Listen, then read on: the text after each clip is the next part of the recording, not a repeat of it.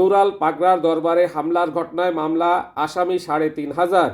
রাজবাড়ীর গোয়ালন্দে নুরুল হক ওরফে নুরাল পাগলার দরবার শরীফে হামলা ভাঙচুরের ঘটনায় মামলা দায়ের করেছে পুলিশ। এতে ৩ থেকে ৩,৫০০ জনকে অজ্ঞাত আসামি করা হয়েছে।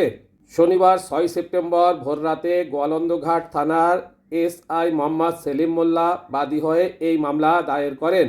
এতে পুলিশের উপর হামলা, সরকারি কাজে বাধা প্রদান ও সরকারি সম্পত্তি ধ্বংসের অভিযোগ আনা হয়েছে। মামলা দায়েরের বিষয়টি নিশ্চিত করেছেন গোয়ালন্দ থানার ওসি মোহাম্মদ রাকিবুল ইসলাম। পুলিশ সূত্রে জানা গেছে, এর আগে শুক্রবার জুম্মার নামাজের পর ইমাম আকিদা রক্ষা কমিটির ব্যানারে পূর্ব ঘোষণা অনুযায়ী মুক্তিযোদ্ধা শহীদ ফকির মহিউদ্দিন আনসার ক্লাবে বিক্ষোভ কর্মসূচির ডাক দেওয়া হয়। বিক্ষোভ সভায় বক্তব্য শেষে বিক্ষুব্ধ জনতা দরবারের দিকে যেতে চাইলে স্থানীয় প্রশাসন ও থানা পুলিশ তাদের ঠেকানোর চেষ্টা করে।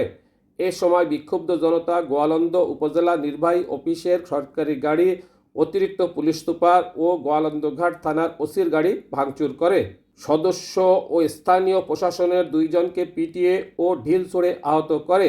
এরপর বিক্ষুব্ধ জনতা নুরাল পাগলার বাড়ি ও দরবার গেট ভেঙে ভেতরে প্রবেশ করে ভবন ও দরবার শরীফ ভাঙচুর ও অগ্নিসংযোগ করে। এক পর্যায়ে বিক্ষুব্ধরা নুরুল হক ওরফে নুরাল পাগলের মরদেহ কবর থেকে তুলে ঢাকা খুলনা মহাসড়কের পদ্মার মোড় এলাকায় নিয়ে উড়িয়ে দেয়। নুরাল পাগলার দরবারে পুলিশের উপর হামলার ঘটনায় মামলা দায়ের হয়েছে। এতে ৩ থেকে ৩,৫০০ জনকে আসামি করা হয়েছে। সাথে থাকার জন্য ধন্যবাদ। আসসালামু আলাইকুম।